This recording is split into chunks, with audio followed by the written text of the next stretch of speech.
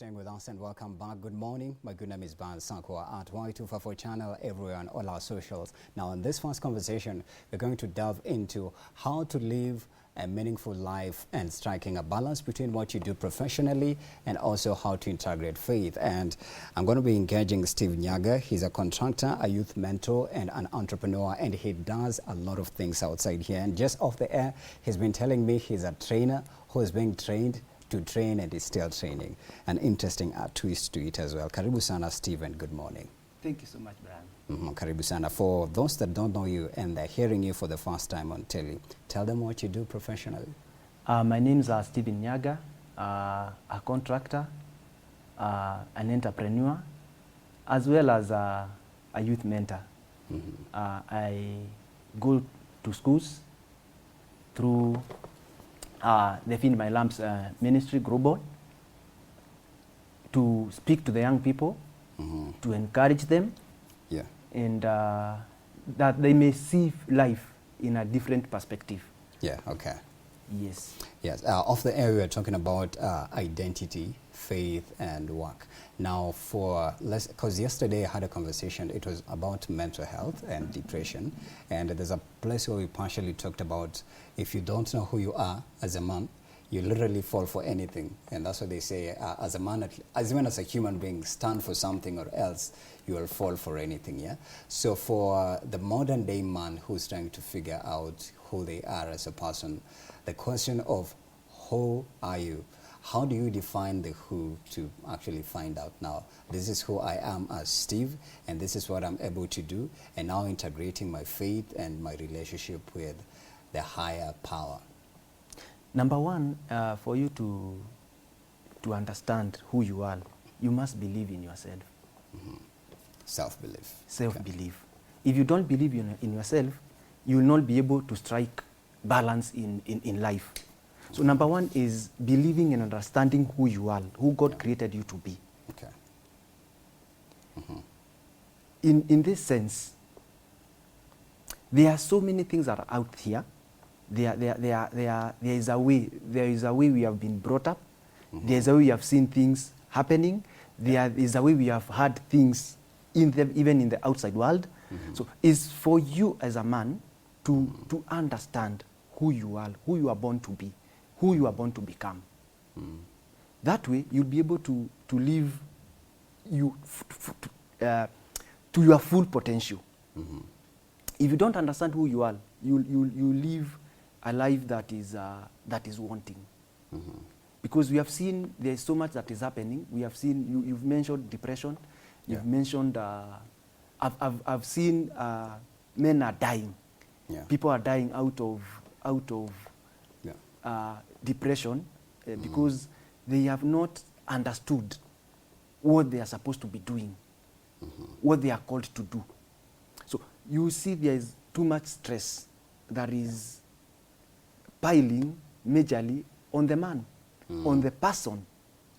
So, and I believe it comes also to the upbringing, the raising up of a person. How have you been raised? Background. The background. What is your foundation? How have you been founded?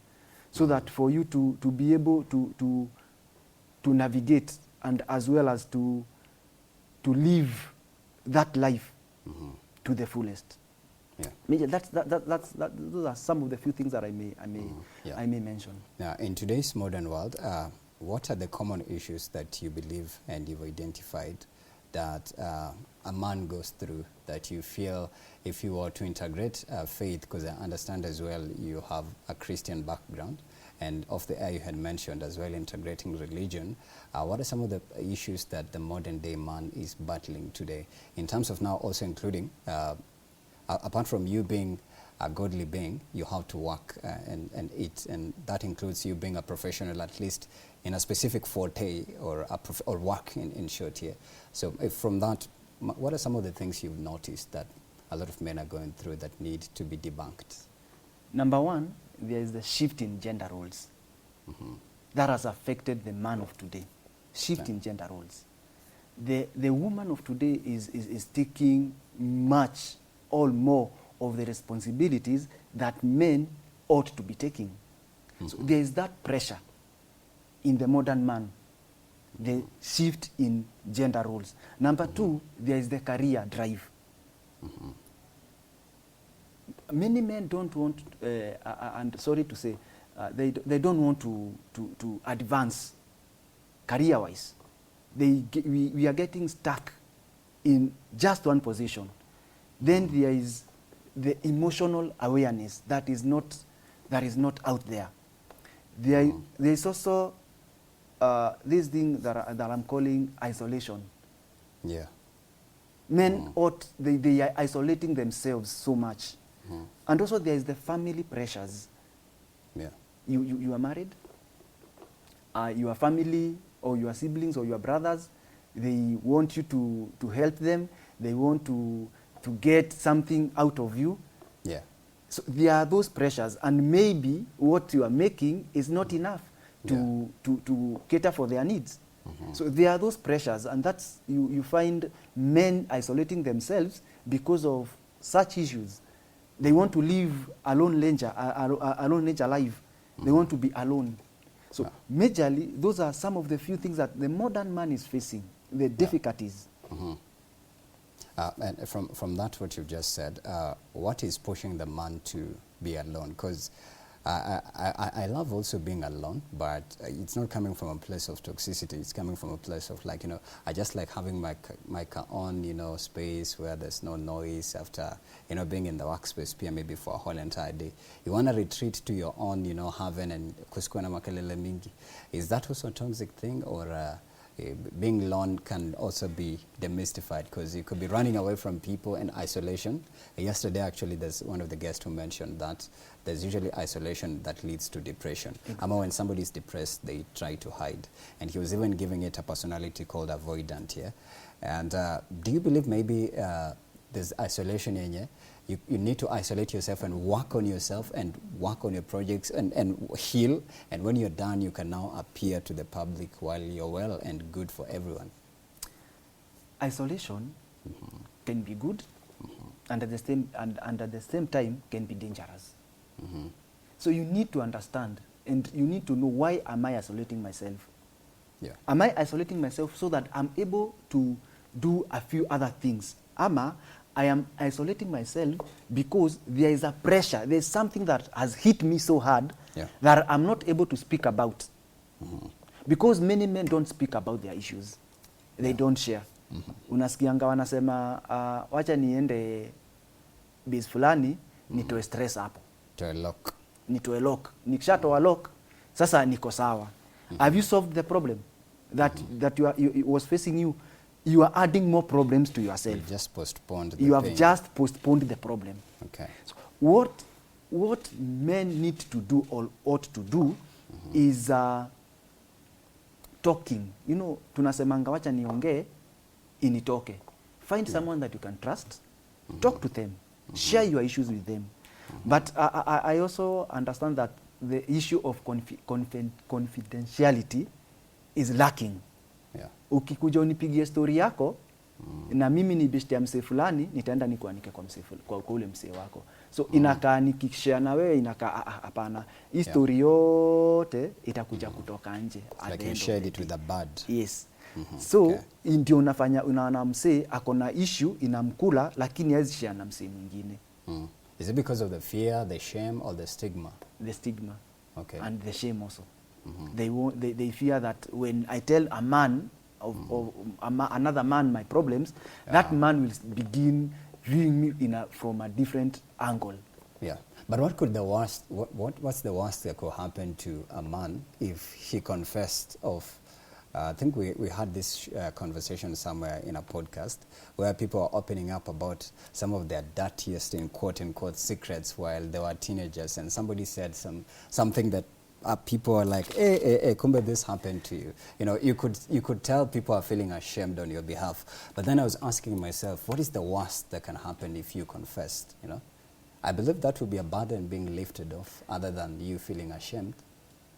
At that moment, you will feel ashamed. But it's something that has lifted off. It has gone. So you are free from that thing. Yeah. Because when you keep it to yourself, it's like you are in jail. Yeah. you are in chains. But when you leap them off, Yeah. you are freed. Like when guys are wamekuwa held, when they are held by the police, they are in chains. So when the chains are opened, what happens? That man can flex, they are free. So the moment you lift something out of you, you speak about it, you talk to someone, find someone that you can trust and speak out. Yeah. The moment you speak that thing out, there is a lifting that comes out. There is a relief that comes out. And you feel, so this is something that I was sitting on and it was easy to release. So when you release that thing, it becomes easy for you even to move forward and also to take in something new. Okay. Yes. Now, I want to borrow from your walk of faith. How do you incorporate now the walk of Christ in that aspect where, as a man, you're feeling ashamed, if you've gone through some things or you've done some things? I believe at some point, at least, there's always those things when you look at your life, you're like, I was not proud of that thing that happened in that year. I'm at that season of my life. I'm at this scandal. I'm at this phase that I went through.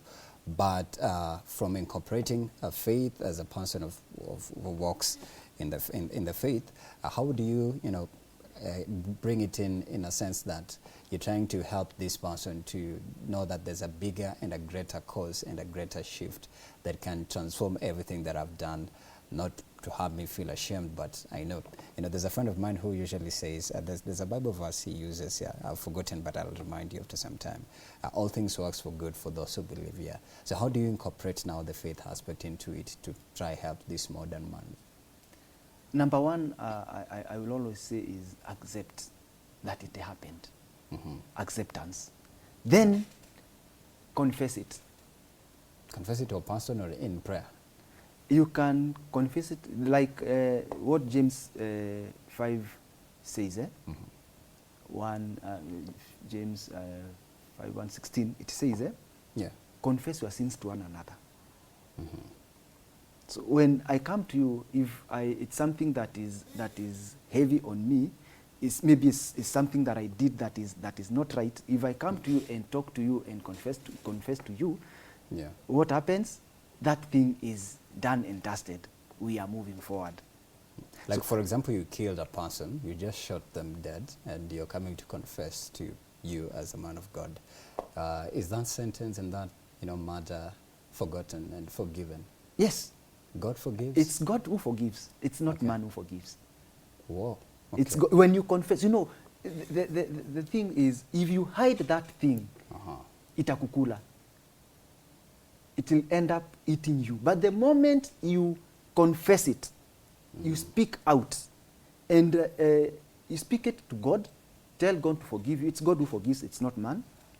Then if there is law that is to take us, let it take us. But if you come to me and share with me and you told me that this and that happened, we'll just pray and tell God to forgive you, because he's a loving and a caring God. He'll forgive you. There's no sin that is too big to God. There's no sin. What about the family?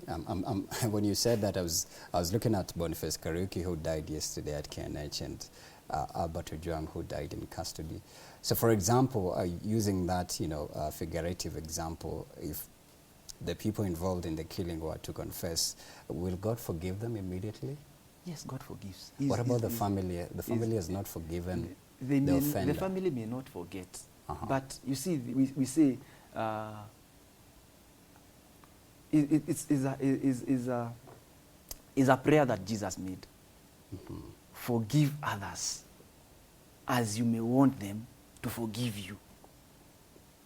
So if I forgive, if I've come to you and sought for forgiveness, I am not God to hold that grudge.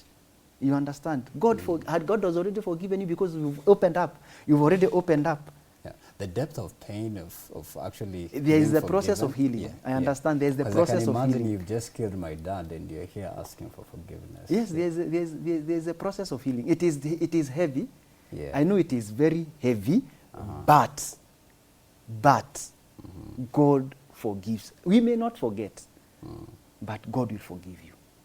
God forgives. And how do you know that you've been forgiven by God, by the way? I think that's a good question. There's peace that comes. there is peace. So in short, even the killers of this Albert and Boniface, they don't have peace wherever they are until they confess and ask for forgiveness. Until they ask for forgiveness. Okay. That is when the peace will settle in them. Okay. Because that thing is still haunting them. You know, when you speak out, I did this, I did that, there's that peace that comes into you. Oh, I have lifted, that burden is lifted off my shoulders. Yeah. Then you begin forging forward, moving forward. You know, those are the things that will cause depression. Those are the things that you'll find a man is carrying so much, they have isolated themselves. Yeah. The next day you will hear he took a gun, went and shot the OCS, and even shot himself to relieve himself. I think that happened in it has happened in Siaya the other day. It has happened so many times. Yeah. So those pressures of the world, those things that come in, those are the things that you'll find people doing weird things at the end of the day. Okay. At the end of the day. Okay. Now, shifting from that, how do you bring faith in a profession? For example, let's use the police service here, because now it's on the spotlight here. How do you bring faith in a sense that it's helping them to understand that in as much as you're in this profession as a KDF officer, as an administration police, and you have the responsibility of dealing with the public, but then sometimes it gets out of hand, you have to integrate your virtues in Christ, like you're saying right here. This is going to be my constitution. Apart from my constitution in the country for patriotism, I'm also using the constitution of God to guide me in my service. So please go ahead. There are a number of things that we can incorporate in such a field. Like there is the level of discipline. How disciplined are you with the weapon that you have been given? How disciplined are you with that weapon? Because I'm sure there are ways you are taught on ways of handling the weapon that you have been given. So how disciplined are you? Do you have self-control? Are you able to control yourself in times of pressure? Are you able to control yourself? If someone comes and speaks nasty things to you and you are holding that weapon, are you able to hold it back?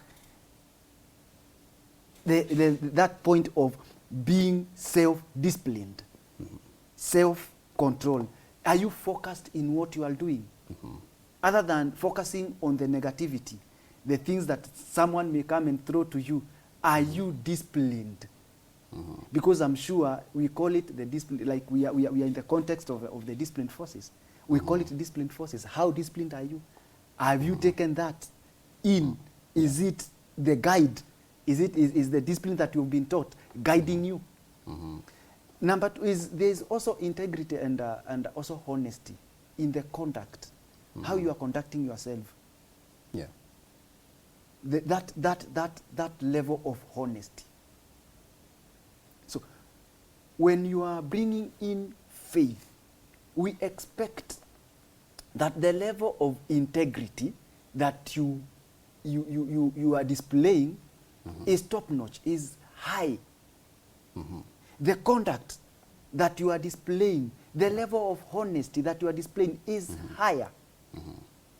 So I would say discipline is the most important thing in everything that we are doing.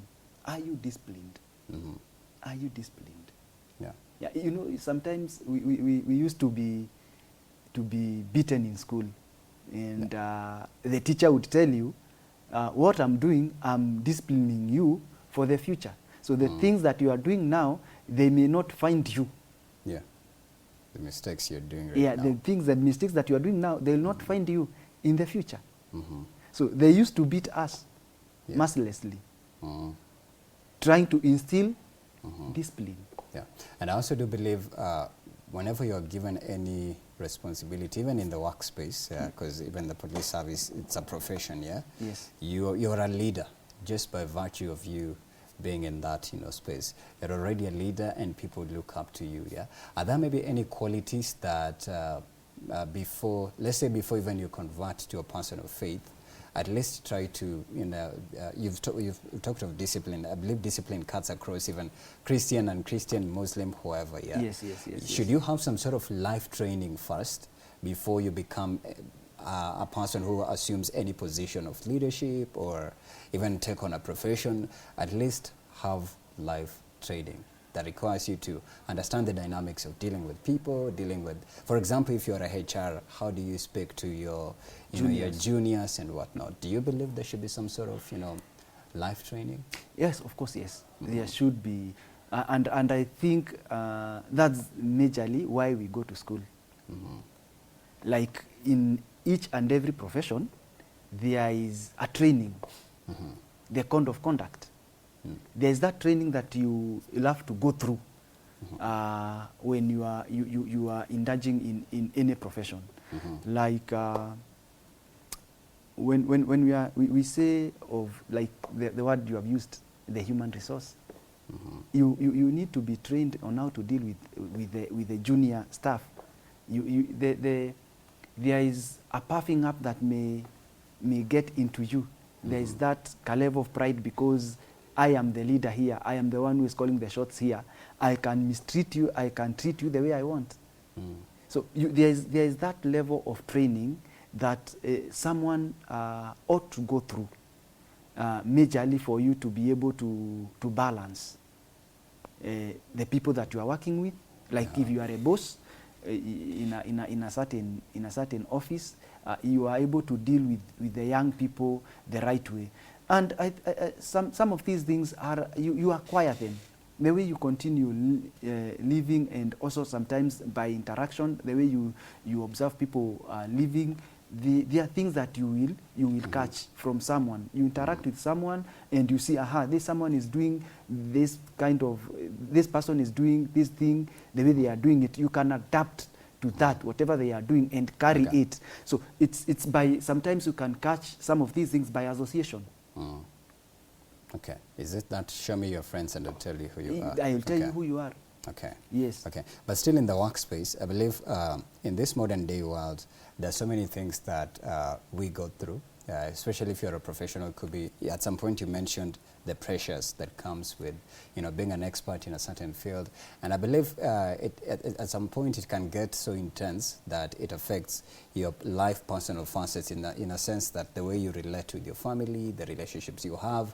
When you're tired and you're exiting work and you're going home, how do you respond to your child who is asking for, Mami nataka iPhone, ama daddy nataka iPhone?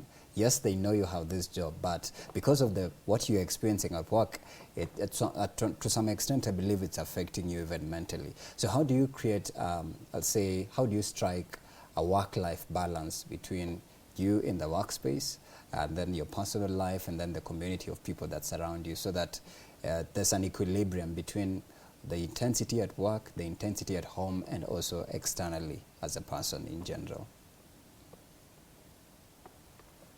That question is so diverse. It is touching on so many other things, but I would put it this way: it's a matter of balancing the things that you are doing, balancing work. Number one, there is one word I would use: wisdom. Okay, wisdom. We need to have wisdom in the way we handle matters. And wisdom is God's given. Okay. It's God's given because, like Solomon, he asked God for understanding. Then God gave him understanding and wisdom as an addition, because God gave him even things that he had not asked for. So wisdom is key when you are dealing with such matters.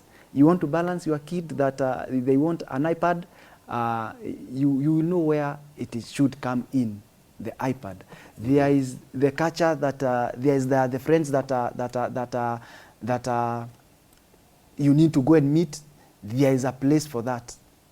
When you are able to distribute all those things, distribute your time well, like you want to go and meet your friends off work. Mm-hmm. What time? How am I going to do that? Yeah. So meaning you should have a schedule, like You have a allocate, schedule of how I'm going to handle matters. Mm-hmm. So you need time with your children, because there is something that is happening nowadays. We have mothers who are complaining that fathers are very absent. So they are not using their time well. They have got no schedule. Many children are growing up without father figures. They are there with their mothers, and I hear some girls, some ladies say, my boys squeeze wamemea umama sana.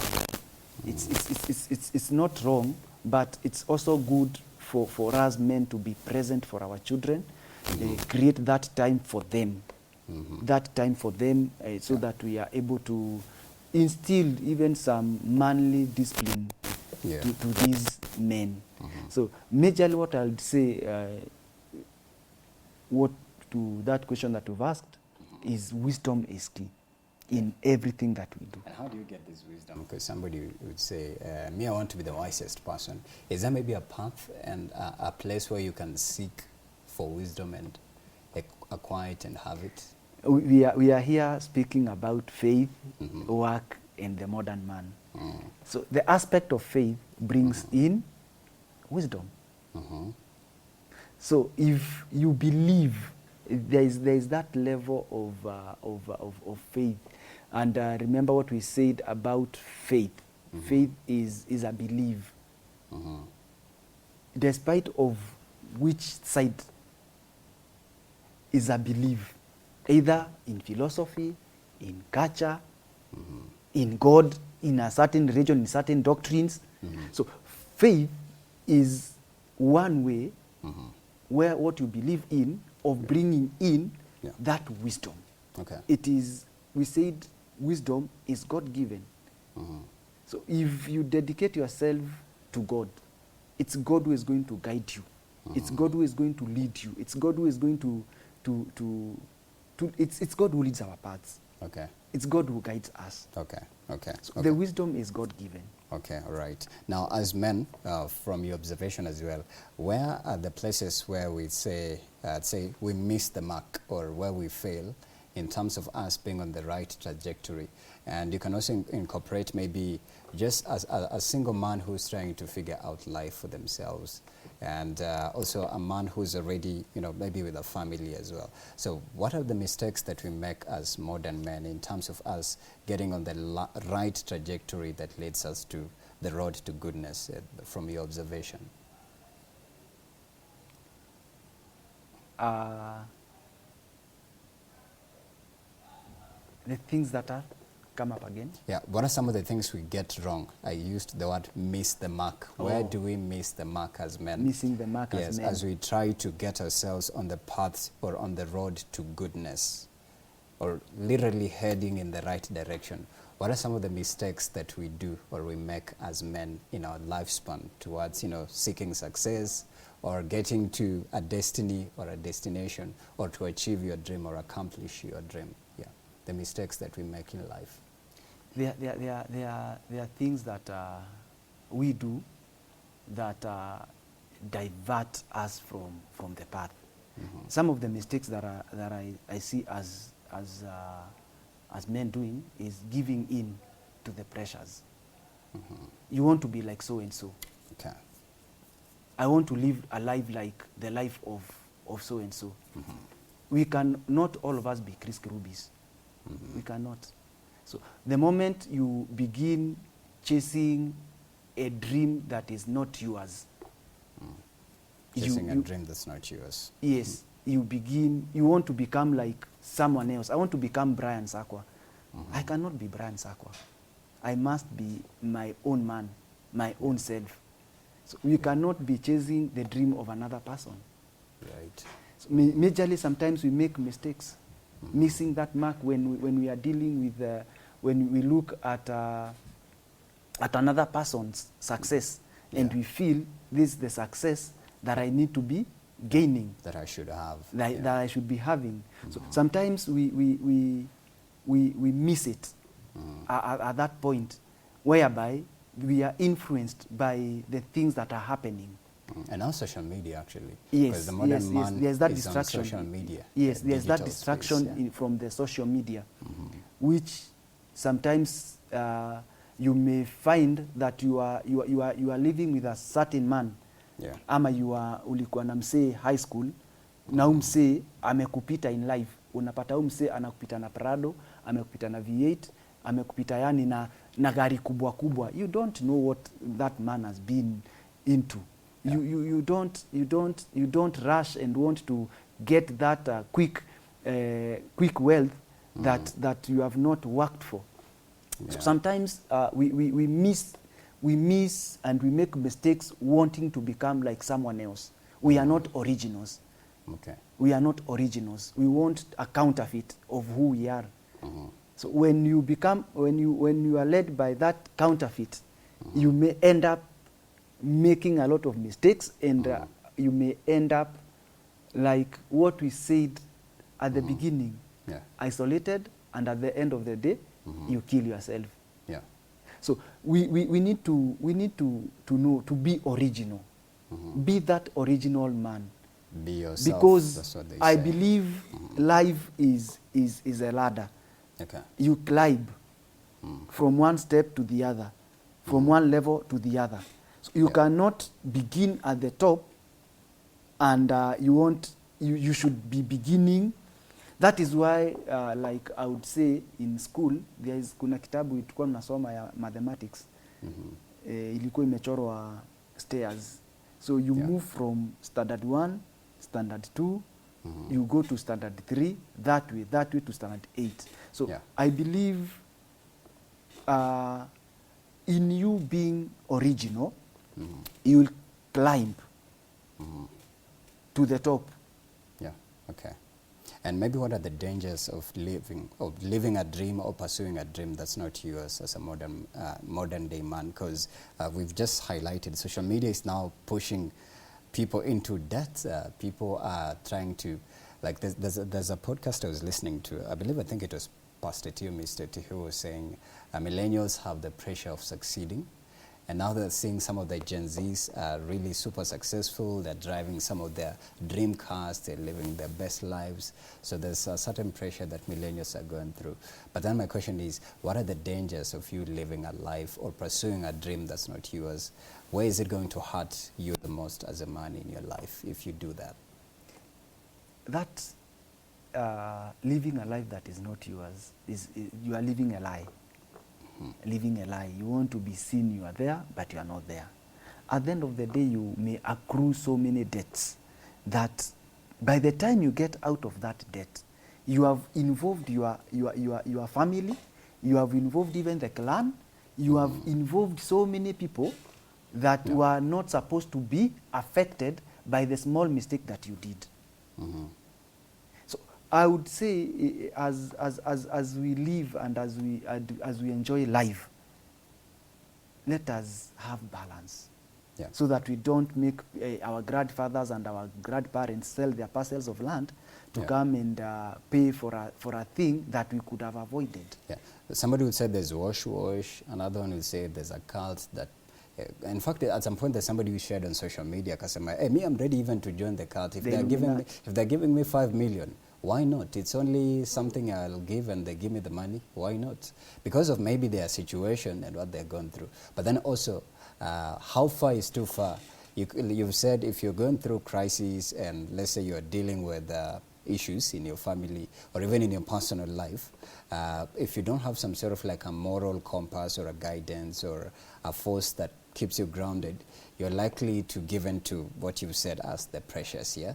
So if a person is joining, for example, a cult or the wash that's commonly done, wengine wanasema sijui ni forex, kumbe si forex ni cult. You know, tumekuwa na memes zenye zinajaribu kudebunk hizi vitu. All in the name of to be successful so that I can fend for my family.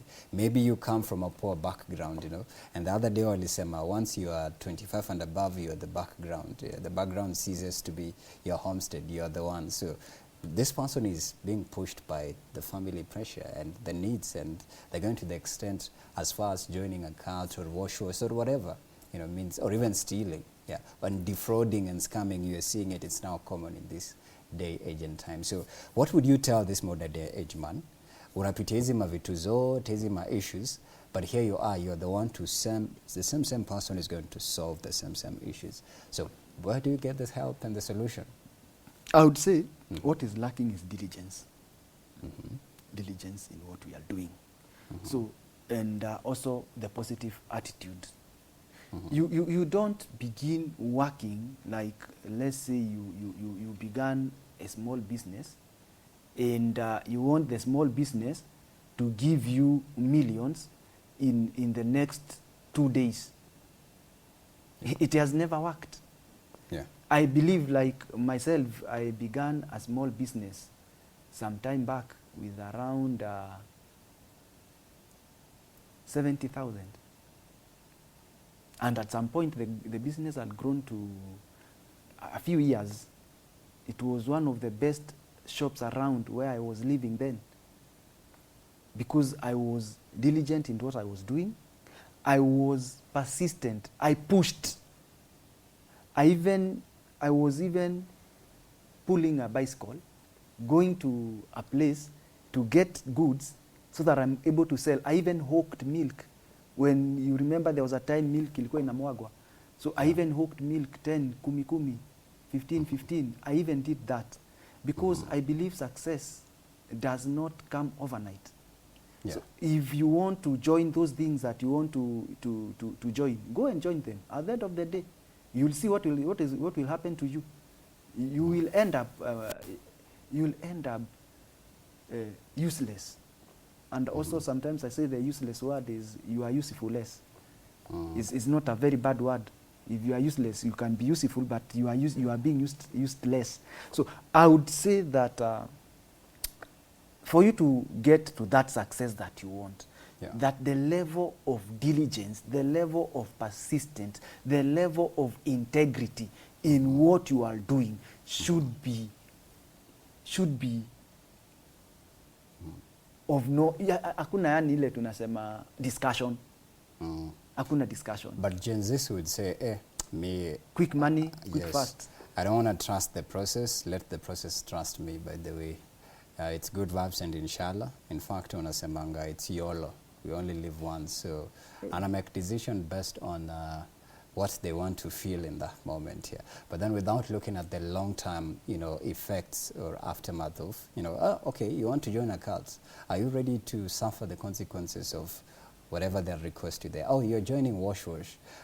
If they bust that racket or that syndicate you're working with, you guys will be jailed for life or even be gunned down. So this, I believe, irrational decision making. And you've said there's lack of diligence here. Yes. But if maybe there was an aspect of, let's say, mentorship, I believe. Because also, I believe, because in the conversation we had yesterday, the first guest was talking about a lot of youth need mentorship or somebody to walk with them in life. And I believe every man at least needs another man who's walked at least in some certain phases of life to look up to. Say, hey, kama Sako amefika hapo, I can try and inquire where did he start and how did he weather all through those seasons. At least you have a person you can mirror to, and it gives you a sense of confidence and boldness and even the wisdom when you guys exchange. So do you believe maybe most men don't have a person to hold them in life, and most of them just, they live according to their script, and now you've integrated faith. Maybe if they relied towards the other side of faith, they could get the wisdom nuggets that could help them get through life with ease. Yes. Many things can happen from the question that you are, the talk. Like for the Gen Zs, I want to tell them one thing: work. There is a danger that I'm seeing that is going to get us in the near future. Sorry, I may have. There is a danger that I'm seeing that is going to get us in the near future. There is lack of innovation. There is lack of creativity. in the things that we are doing today, and you are finding out that we are all in one space. We want to be in the digital space. We are forgetting there are other things that we can be doing back here, like hatutaki kuchoka, hatutaki kufanya job, hatutaki kufarm.